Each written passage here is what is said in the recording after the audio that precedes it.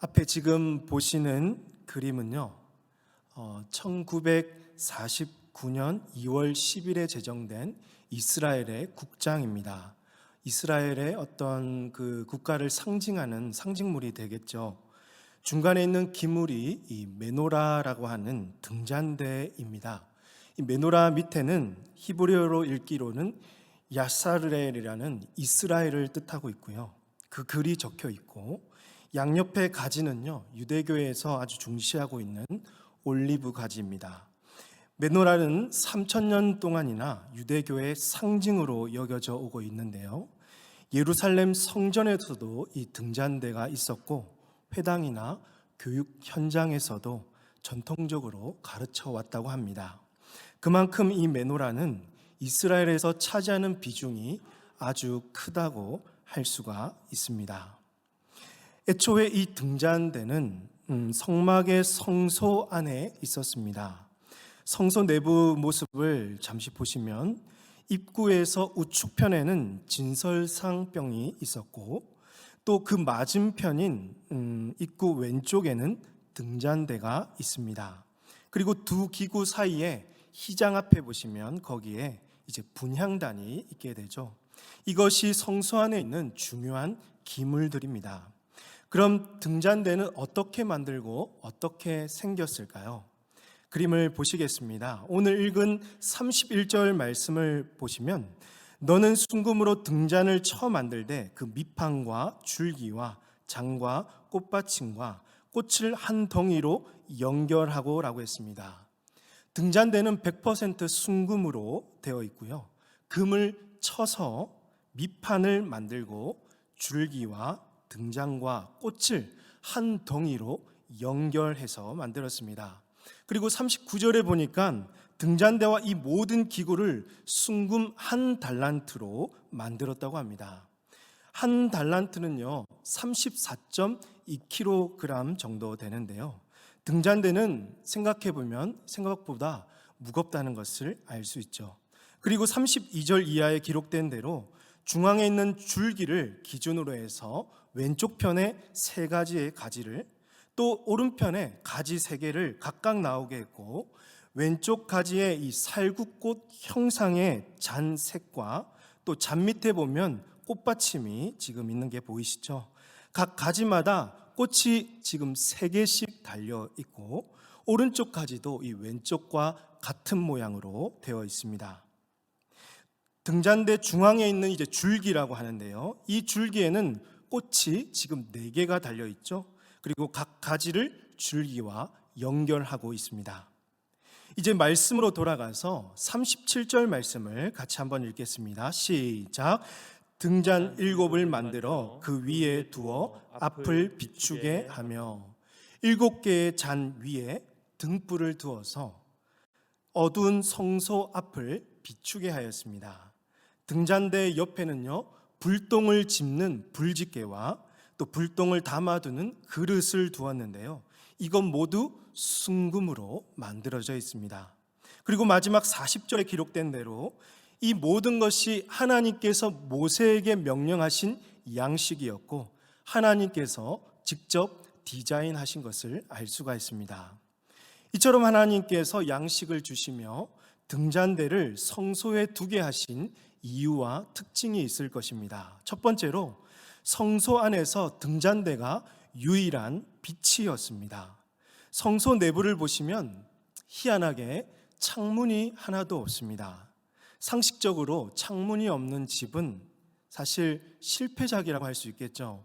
환기도 되지 않을 뿐더러 빛도 들어오지 않으니까 얼마나 어둡고 칙칙하겠습니까? 사람들이 남향에 집을 짓고 살려고 하는 이유도 햇볕이 잘 들어오고 여름에는 좀 시원하고 겨울에는 덜 춥기 위함이잖아요. 그렇다면 성소는 여러분 잘못 지은 것일까요? 하나님이 양식대로 디자인하셨는데 하나님의 실수라고 할 수 있을까요? 아니겠죠. 하나님의 뜻은 이 성소 안에 그 어떤 빛도 들어오지 않게 하시는 것이었습니다. 제사장들은 성소 안에서 유일하게 밝혀주는 이 등잔대의 빛을 따라서 움직였고 하나님을 섬기게 되었죠. 성소 밖에는 빛이 있습니다. 뜨거운 태양빛, 자연빛이 있었겠죠. 하지만 이 성소 안에 비치는 빛은 오직 누구만 볼 수 있을까요? 바로 제사장들만 볼 수 있습니다. 이 빛은 예수 그리스도를 믿는 성도들에게만 비치는 빛이라는 것이죠. 레위기 24장 2절 말씀에서 이스라엘 자손에게 명령하여 불을 켜기 위하여 감람을 찢어낸 순결한 기름을 네게로 가져오게 하여 계속해서 등잔불을 켜둘지며 라고 했습니다. 성소 안에 등잔대의 불은 꺼지지 않고 항상 켜져 있어야 했습니다. 즉 제사장은 언제든지 이 빛을 바라보면서 하나님의 임재를 경험할 수가 있었습니다. 제사장들은 이 빛을 따라 걸어갈 때 어두운 성소 안에서 바른 길을 인도해 주시는 하나님을 만날 수가 있었던 것입니다. 두 번째 특징으로는요, 등잔대는 살구꽃 형상으로 만들어졌습니다. 여러분, 그러면 의문이 생기는데 왜 하필 다른 것도 아니고 살구꽃 형상으로 등잔대를 만들라고 했을까요? 살구꽃에 담겨 있는 상징적인 의미가 있기 때문인데요. 살구꽃이라 번역한 이 히브리어 단어 샤케드라고 하는데요. 한글 성경은 이 샤케드를 살구꽃이라고 번역했지만 실제 샤케드는 아몬드 나무에서 맺히는 아몬드 꽃이라고 할 수 있습니다. 우리나라에는 이 아몬드 나무가 없기 때문에 아몬드 꽃과 같은 아주 비슷한 살구꽃으로 번역했다는 자료를 몇 군데에서 찾아볼 수가 있었습니다. 샤케드란 몇 가지 뜻이 있는데요. 그 중에서 흔들어 깨운다라는 뜻이 있습니다. 아몬드 꽃은 지금 우리가 사는 이 시기인 1월 말과 2월 초에 갈릴리 지역에서부터 피기 시작하면서 긴 겨울잠을 깨우고 또 봄을 알려주는 꽃이라고 알고 있습니다. 즉 추운 겨울이 지나고 따뜻한 봄을 알리고 깨워주는 것이죠. 이를 영적인 의미로 생각해 본다면 영적으로 깨어있는 제사장들이 해야 될 역할 중에 중요한 역할이 무엇이냐면 영적으로 잠들어 있는 백성들에게 이 빛을 비춰서 깨워주는 것입니다. 아까 불렀던 우리 빛을 들고 세상으로라는 찬양에서 2절 가사가 이렇게 되어 있었죠. 절망에 빠진 형제의 마음에 꺼져만 가는 빛이 있네. 주님을 떠나 방황하는 자매도 그 빛의 생명을 잃어가네. 이제 일어나 어둠 속에서 고통받는 자 일으키라. 내 빛 비춰라. 모두 알도록 빛을 들고 세상으로, 빛을 들고 세상으로. 설교를 준비하는 중에 이 찬양을 듣게 되었고요. 이 가사를 묵상하는 중에 저와 여러분의 주변에서 다양한 이유로 빛을 잃어버리고 방황하는 형제 자매들이 한 분 한 분 떠올랐습니다. 여러분의 주변에도 빛을 잃어버리고 방황하는 형제 자매들이 계실 것입니다. 우리 다락방 식구들이 될 수도 있고요. 심지어 여러분의 순장이 될 수도 있고 나의 가족이 될 수도 있습니다. 이 영혼들을 흔들어 깨워서 다시 일으켜 세워주기 위해서 우리가 정말 빛을 들고 세상으로 나아가야 하는 것입니다. 이 사명이 오늘 저와 여러분의 심령 안에 등잔대처럼 꺼지지 않고 항상 타오를 수 있기를 주님의 이름으로 축복합니다. 세 번째로 등잔대의 불을 밝히기 위해서는 기름이 필요했습니다. 제사장들은 이 등불이 끊이지 않게 항상 기름을 준비해야 했습니다.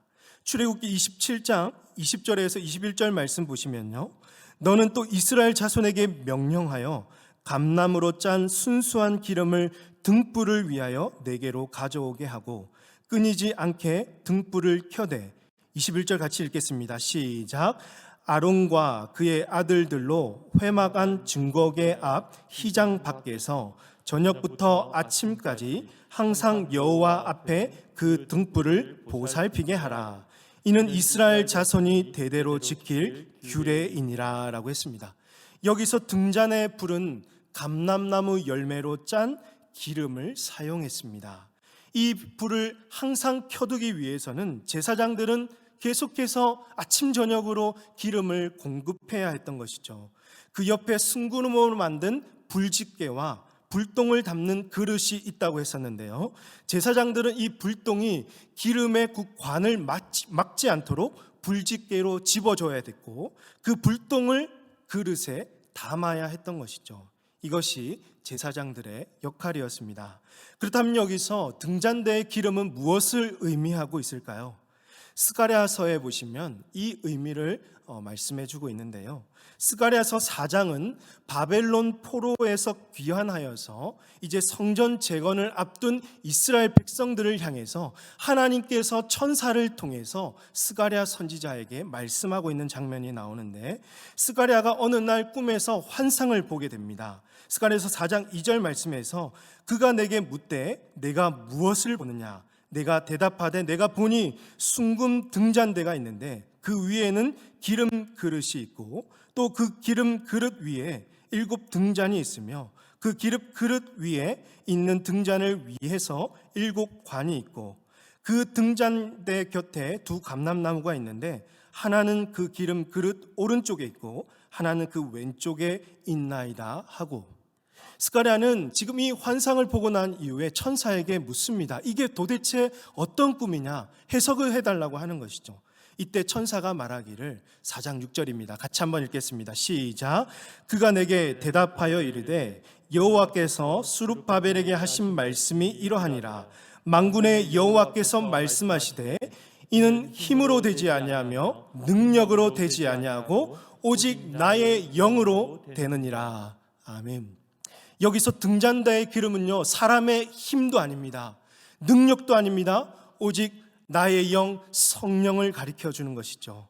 이 기름이 유일한 빛의 근원일진데 이 기름이 바로 성령이셨으며, 성령께서 기름을 부으실 때 이 성전 재건을 방해하는, 막고 있는 큰 산이 무너져 내릴 것이라고 천사가 스가랴에게 전했던 것입니다. 또 스가랴뿐만 아니라 우리 예수님도 성령의 기름 부으심을 받고 주어진 사역을 감당하셨는데요, 누가복음 4장 18절과 19절 말씀에서 주의 성령이 내게 임하셨으니 이는 가난한 자에게 복음을 전하게 하시려고 내게 기름을 부으시고 나를 보내사 포로된 자에게 자유를, 눈먼 자에게 다시 보게 함을 전파하며 눌린 자를 자유롭게 하고 주의 은혜의 해를 전파하게 하려 하심이라 하였더라 라고 했습니다. 예수님의 공생애를 시작하기 전에 성령께서 임하셔서 예수님께 기름을 부으셨던 것입니다. 또 사도행전 10장 38절 말씀에서 하나님이 나사렛 예수에게 성령과 능력을 기름 붓듯 하셨음에 그가 두루 다니시며 선한 일을 행하시고 마귀에게 눌린 모든 사람을 고치셨으니 이는 하나님이 함께 하셨음이라 라고 합니다. 즉 하나님은 철저하게 성령을 따르는 사역을 하셨던 것이죠. 예수님은 성령의 기름 부으심을 받고 모든 사역을 시작하셨습니다. 성소에 아무런 자연의 빛도 들어올 수 없었던 것처럼 예수님께서는 전적으로 성령의 기름 부으신 대로, 성령께서 비추시는 대로 성령의 능력에 힘입어서 그의 사역을 감당하셨던 것입니다. 그리고 이 사역은 예수님에게로 끝나지 않고 세상의 빛으로 보냄받은 오늘 저와 여러분에게 주어졌다는 사실입니다. 이스라엘의 제사장적 사명은 중단 없이 진행되어야 했는데요, 등잔대의 불이 꺼지지 않도록 이제는 우리가 날마다 그 기름을 공급해야 하는 것이죠. 여러분, 이것은 우리의 힘이 아닙니다. 우리의 능력이 아니라 오직 성령께서 우리 삶 가운데 역사하셔서 기름을 부어주실 때 가능케 된다는 것입니다. 사랑하는 성도 여러분, 그렇다면 이 등잔대를 보면서 오늘 우리에게는 어떻게 적용할 수가 있을까요? 등잔대의 가장 중요한 역할이 무엇이었죠? 바로 빛을 비추는 것입니다. 어둠을 밝히고 하나님의 백성들을 바른 길로 인도하는 빛이 되어 주는 것이었죠. 그렇다면 오늘 우리에게 어둠을 밝혀주고 바른 길로 인도하는 것은 무엇일까요? 여러분의 인생길이 막히고요, 방황하며 고통과 아픔이 찾아올 때 여러분, 아무것도 할 수 없어서 막막한 그 순간에 여러분이 붙들었던 그 빛은 무엇입니까? 여러분의 발걸음을 인도하신 분은 누구셨습니까? 항상 우리 곁에 계시는 예수님이시기를 바랍니다. 요한복음 8장 12절에서 예수님은 말씀하셨습니다. 예수께서 또 말씀하여 이르시되 나는 세상의 빛이니 나를 따르는 자는 어둠에 다니지 아니하고 생명의 빛을 얻으리라 라고 하셨죠. 그렇습니다. 예수님은 세상의 빛으로 오셨습니다. 어두운 세상을 밝히시기 위해서, 어둠의 권세를 몰아내시고 죽어가는 영혼들을 살리시기 위해서 이 땅에 빛으로 오셔서 그 빛을 환히 비춰주셨습니다. 이 빛을 본 자마다 새로운 생명을 얻었고 영혼이 새롭게 변화되게 되는 것이죠. 그래서 오늘 우리가 빛의 자녀가 된 것입니다. 여러분, 이 세상을 한마디로 요약한다면 어둠이라고 할 수 있습니다. 세상 사람들은 빛 대신 예수님보다 어둠을 더 사랑합니다. 은밀하고 거짓되고 감춰져 있고 사람들 몰래 하는 그것을 훨씬 즐겨하죠. 그러면 사람들은 왜 이렇게 어둠을 사랑할까요? 요한복음 3장 19절에서 20절까지 말씀에서 그 정죄는 이것이니 곧 빛이 세상에 왔으되 사람들이 자기 행위가 악함으로 빛보다 어둠을 더 사랑한 것이라. 20절 말씀 같이 한번 읽을까요? 시작. 악을 행하는 자마다 빛을 미워하여 빛으로 오지 아니하나니 이는 그 행위가 드러날까 함이요. 세상 사람들이 어둠을 더 사랑하는 이유는 자기의 잘못과 거짓된 행위가 이 빛 앞에서 낱낱이 드러나기 때문입니다. 예를 들어서 여러분도 그런 경우 있잖아요. 동전이나 액세서리 같은 것들이 옷장이나 이 냉장고 바닥으로 들어갔을 때 그럼 그걸 찾기 위해서 결국 후레쉬를 이렇게 비춰서 찾게 되죠. 후레쉬를 비추면 어떤 마음이 드세요? 아주 그때부터 구역질이 나고 혐오스러운 일들이 벌어지죠. 온갖 벌레 시체들이 그 밑에 있고 또 먼지들이 낱낱이 다 드러나게 되는 것이죠. 어둠 속에서 빛을 비추면요, 그 더러움은 결코 가릴 수가 없고 낱낱이 다 드러납니다. 불빛이 없는 시골 밤 하늘에서 이 별들이 더욱 환하게 비추는 것처럼 어둠이 짙으면 짙을수록 빛은 더 밝게 빛나게 되는 것이죠. 그래서 예수님께서 말씀하십니다. 요한복음 12장 35절에서 36절까지 말씀에서 예수께서 이르시되 아직 잠시 동안 빛이 너희 중에 있으니 빛이 있을 동안에 다녀 어둠에 붙잡히지 않게 하라. 어둠에 다니는 자는 그 가는 곳을 알지 못하느니라. 너희에게 아직 빛이 있을 동안에 빛을 믿으라. 그리하면 빛의 아들이 되리라. 사랑하는 성도 여러분, 오늘 예수님께서 하신 말씀처럼 어둠에 붙잡히지 마시기를 바랍니다. 빛 대신 예수님 앞에서 여러분의 죄를 가리려 하고 숨기려 하고 우리의 죄, 우리의 더러움을 숨기려 하지 마시길 바랍니다. 여러분, 다 소용없는 일이죠.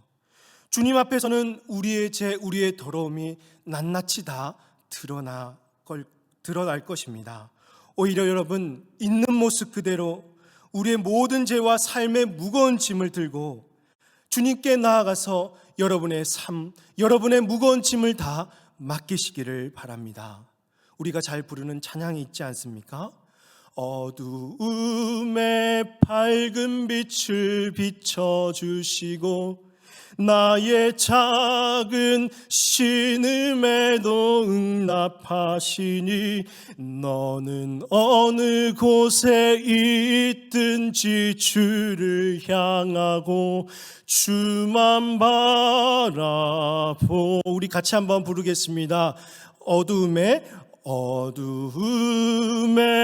밝은 빛을 비춰주시고 너의 작은 신음에도 응답하시니 너는 어느 곳에 있든지 주를 향하고 주만 바라볼지라.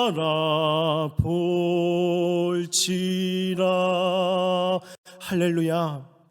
사랑하는 성도 여러분, 빛 대신 주님을 믿으시고 빛의 아들로서 이 땅 가운데 살아가시기를 주님의 이름으로 축복합니다.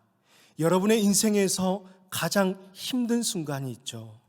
가장 어두울 때가 있을 것입니다. 혹 지금일 수도 있습니다.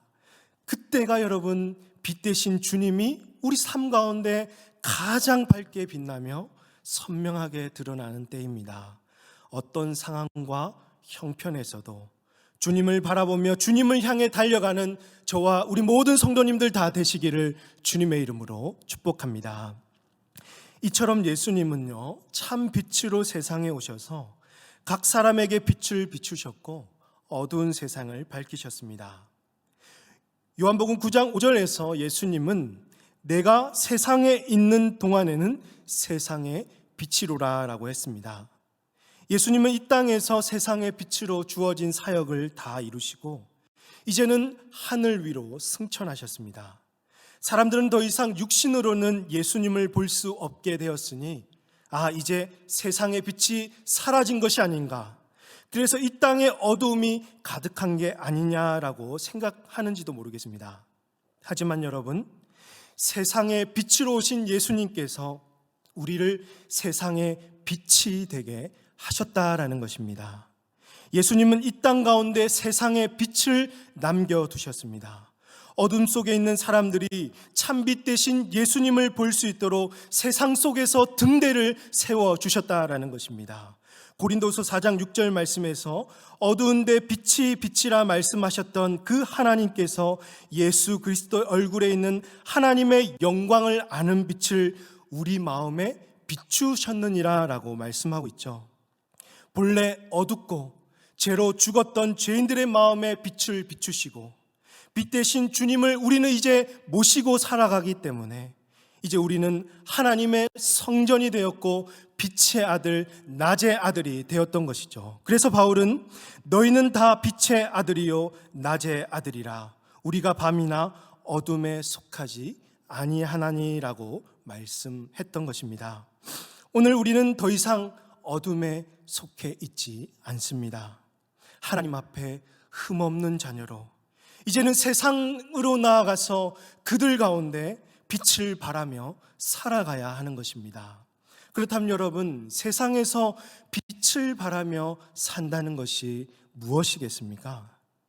마치 내가 세상 사람들로부터 스포트라이트를 받고 나의 잘남과 재능을 사람들 앞에 인정받는 것이 빛나는 삶일까요? 그래서 세상 사람들이 볼 때 보석처럼 반짝반짝거리고 세상 사람들에게 부러움을 사게 하는 것이 세상의 빛으로 사는 것일까요? 아닐 것입니다. 주님을 모시고 살아가는 빛의 자녀들은 자신을 자랑하거나 자신을 드러내지 않습니다. 세상의 부러움으로 사는 것이 아니라는 것이죠. 그러니 우리가 어떤 사람들 앞에서 간증을 하거나 또 소그룹이나 다락방에서 나의 나눔을 하고 대화를 할 때 여러분, 그 순간에 혹시라도 나를 자랑하거나 나를 드러내고 있지 않는지를 늘 주의해야 한다는 것이죠. 교회에서 섬기고 봉사할 때에도 혹시라도 하나님이 받으셔야 될 그 영광과 대접을 내가 받으려고 하지는 않는지 늘 자신을 점검해야 하는 것입니다. 여러분, 빛의 자녀로 빛을 발하며 산다는 것은 바로 우리에게 비춰주신 예수 그리스도의 영광, 하나님 아버지의 영광을 드러내며 사는 일입니다. 예수님은 제자들에게 이렇게 말씀하셨습니다. 너희는 세상의 빛이라. 산 위에 있는 동네가 숨겨지지 못할 것이요 사람이 등불을 켜서 말 아래에 두지 아니하고 등경 위에 두나니 이러므로 집안 모든 사람에게 비치느니라. 16절 같이 읽습니다. 시작. 이같이 너희 빛이 사람 앞에 비치게 하여 그들로 너희 착한 행실을 보고 하늘에 계신 너희 아버지께 영광을 돌리게 하라. 아멘. 예수님은 제자들에게 세상의 빛이라라고 했습니다. 그리고 너희 안에 있는 그 빛을 사람들 앞에 비치게 하여서 너희가 집중받고 너희가 영광받는 것이 아니라 하늘에 계신 하나님 아버지께 세상 사람들이 영광을 돌릴 수 있도록 하라고 말씀하셨던 것입니다. 그렇습니다. 사랑하는 성도 여러분, 우리의 빛이 아니라 빛 대신 예수 그리스도로부터 공급받은 그 영광의 빛을 비추는 저와 여러분이 되시기를 주님의 이름으로 축복합니다. 우리의 일터에서 주님의 빛을 비추십시오.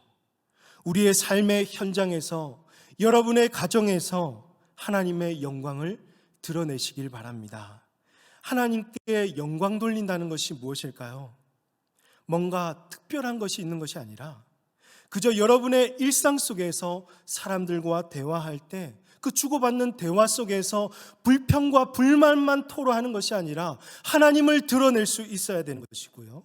세상 사람들은 어둠의 길을 걷더라도 빛의 자녀들은 그 빛의 길을 걸어가야 하고, 세상 사람들은 아픔과 분노 또 고통과 상처 속에서 분노하고 슬퍼하고 절제하지 못한다고 할지라도 우리는 빛의 자녀이기 때문에 좀 더 인내하고 손해를 감수하고 그 순간에 예수님을 생각나게 하는 사람이 하나님께 영광을 돌리는 삶이라고 할 수가 있을 것입니다. 그런 저와 여러분이 되시기를 바랍니다. 등잔대 옆에는 불똥을 짚는 불집게와 불똥을 담는 그릇이 필요했습니다. 우리의 관계 속에서 불똥이 잘못 튀면 다툼, 불평, 원망, 분열이 일어나죠. 평소에는 관계가 좋다가도 불똥이 잘못 튀면 이게 집안 싸움이 되고 공동체가 깨어지기도 하고 질서가 흐트러지기도 합니다. 성령의 기름이 없이 여러분 은혜가 떨어져 있으면요, 평소에는 진짜 아무것도 아닌 것들이 결국 이것 때문에 서로 싸움을 일으키고 예전에 쌓여왔던 이 원한과 감정들이 이제는 다른 데로 불똥이 튀어서 다툼을 일으키게 되는 것이죠. 그러므로 사랑하는 성도 여러분, 이리저리 불똥을 튀기면서 관계를 파괴하고 깨뜨리는 불똥 같은 자들이 되지 마시길 바랍니다. 빛의 자녀답게 불똥을 끊어주고 그 불똥을 집어서 담는 그릇에 담아주고 꺼진 불도 다시 불타오르게 할 수 있도록 날마다 성령의 기름 부으심을 받으시기를 바랍니다. 성령으로 충만하시며 우리의 심령에 은혜가 풍성하여서 예수 그리스도의 빛과 사랑을 세상으로 들고 가서 흘려보낼 수 있는 우리 모든 성도님들 다 되시기를 주님의 이름으로 축복합니다. 이 시간에 우리 함께 결단하며 찬양하겠습니다. 나는 지금 예수 그리스도의 빛을 여러분 비추고 살아가고 계십니까? 나는 정말 이 어두운 세상을 밝히는 예수의 빛을 소유한 사람이십니까? 나는 예수 그리스도의 영광의 빛을 이 세상에 비추는 등잔대와 같은 삶을 살아가고 계실까요? 주님, 이 세상을 밝히는 예수의 빛으로 살고 싶습니다. 주님, 성령의 기름 부으심을 날마다 공급받고 싶습니다. 예전에는 활활 타올랐지만 지금은 불똥밖에 남지 않는 우리의 이 심령에 주님 성령의 기름을 부어주셔서 점점 타오르는 심지가 되게 하시고 빛을 잃어버린 자들에게 달려가서 빛을 전할 수 있는 빛의 자녀들이 되게 해달라고, 이런 결단하는 마음으로 이 시간에 우리 함께 찬양하도록 하겠습니다.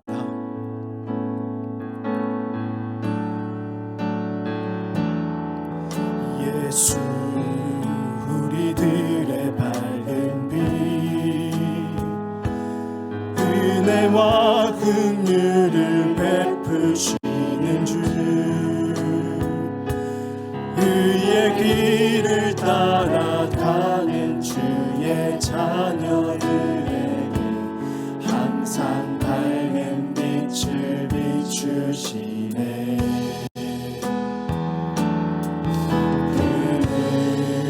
구원의 주 하나님,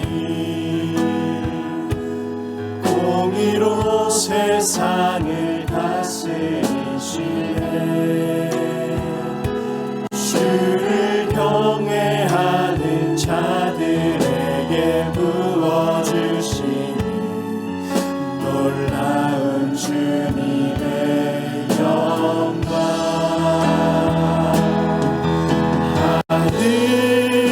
하늘에서 찬란하게 빛나는 주의 영광 땅에 오셨네.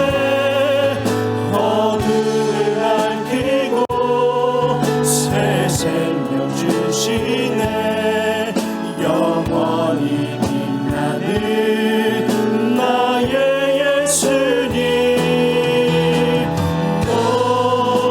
높이 영광과 찬양 받으실 그 이름 경배합니다. 슬픔을 거두고 내게 자유 주시네. 기쁨의 노래를 영원한 나의 집 하늘에서 찬란하게 빛나는 하늘에서 찬란하게 빛나는 주의 영광 이 땅에 오셨네. 어둠을 밝히고 새 생명 주시네. 영원히 빛나는 나의 예수님 높이 영광과 찬양 받으실 그 이름 경배합니다. 슬픔을 거두고 내게 자유 주시네. 기쁨의 노래를 영원한 나의 빈 예수께 우리 영혼에 주가 주신 우리 영혼에 주가 주신 꺼지지 않는 빛이 있네. 오직 주님께 우리를 내게 그 빛을 밝혀 주 우리 한 번 더 고백합시다. 우리 영혼에 주가 주신 우리 영혼에 주가 주신 꺼지지 않는 빛이 있네. 오직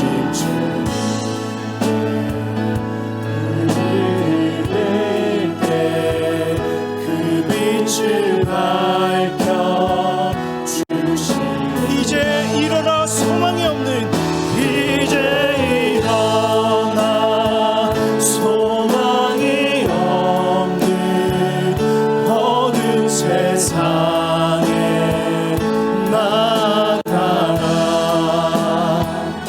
내 빛 비춰라. 모두 알도록 빛을 들고 세상으로 빛을 들고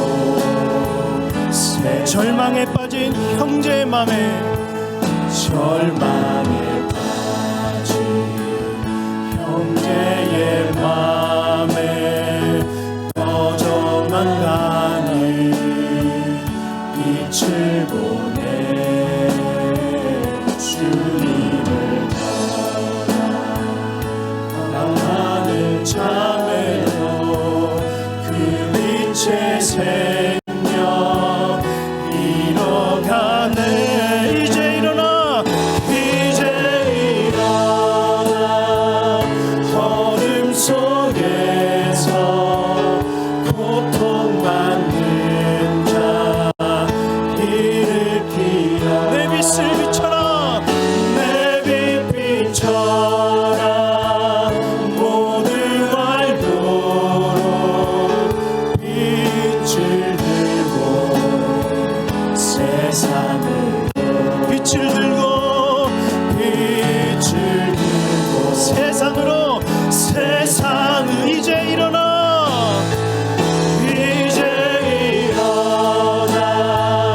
어둠 속에